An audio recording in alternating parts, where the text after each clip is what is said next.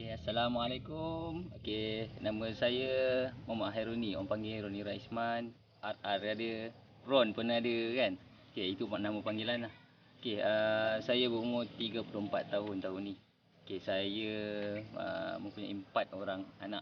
Ini merupakan salah satu hobi saya lah di masa depan. Contoh macam dalam weekdays lah, hari bekerja, pagi dan petang tu saya singgah juga sekejap.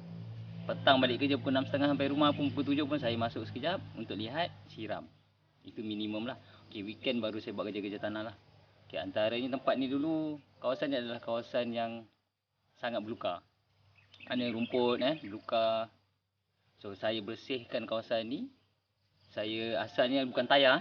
Ni kita nampak dah susun cantik tayar ni. Ini pun saya usahakan dalam tempoh setahun untuk dapatkan semua tayar penuh di sini. Setahun. Kumpul sikit-sikit. Balik kerja kutip tayar tepi. Dekat ni lah, tepi kedai tayar. Minta tuan tayar. Mana tayar-tayar mereka nak buang tu saya ambil bawa balik. Dan saya susun buat begini. Tanaman saya ni sebenarnya bermula daripada saya masa kecil lagi sebenarnya. Saya dah minat untuk menanam-nanam. Dulu kecil-kecil tanam rumput. Asalnya tanam rumput. Cabut rumput, nampak rumput bunga tu, kita tanam.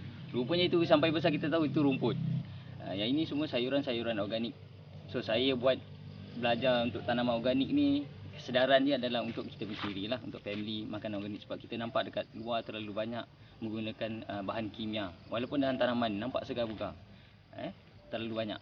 So saya mengambil pendekatan untuk buat eksperimen sendiri melalui pembacaan, melalui YouTube, melalui kawan-kawan, melalui daripada grup Facebook sendiri. Saya adalah kata core untuk view ataupun follow dalam grup kebun kampung sebenarnya. Tanah dengan baja, itu soalan yang paling kerap sekali. Saya cerita tentang tanah tu sendirilah. Tanah ni dalam setiap tayar ni, saya menggunakan beberapa tanah campuran yang saya buat sendiri. Yang saya create sendiri. Tuan-tuan pun nak buat ataupun nak beli yang terus daripada nursery pun tak ada masalah. Banyak dah sekarang, mudah. Macam saya buat sendiri sebab daripada tanah asal ni, saya campur dengan tanah bakar. Tanah bakar pun saya bakar daun-daun yang ni, kemudian saya bakar bersekali dengan tanah. Dah jadi tanah bakar satu part. Yang kedua, tanam topsoil. Tanam topsoil ni lebih kurang macam tanah kuning tu lah. Kalau tuan-tuan kata topsoil tu apa? Topsoil tu adalah tanah kuning, tanah merah yang tidak berbatu. And then yang ketiga, pasir tu sendiri.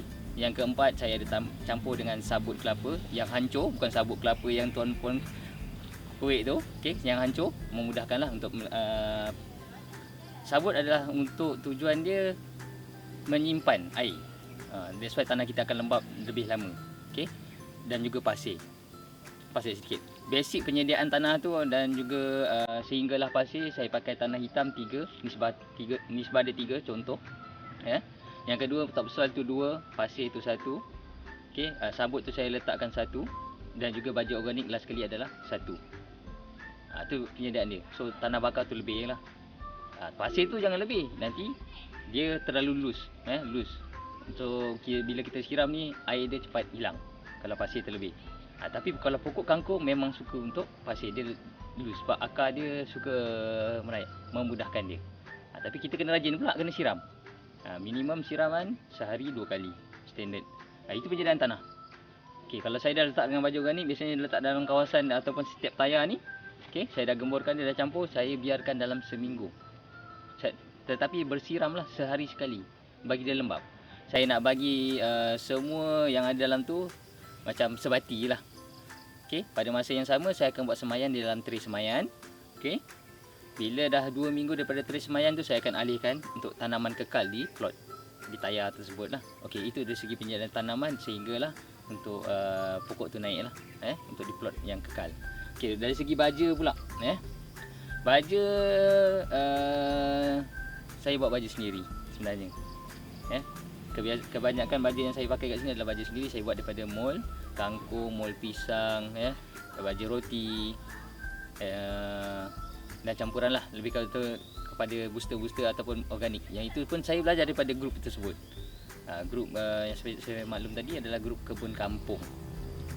Dekat situ ada ramai otai sebenarnya yang memang daripada memang mereka punya syarikat dan mereka adalah penjual-penjual juga Baja Organik yang share ilmu mereka kepada kami.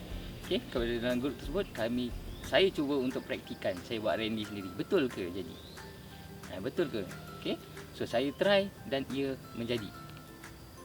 Alhamdulillah jadi. So inilah antara hasilnya.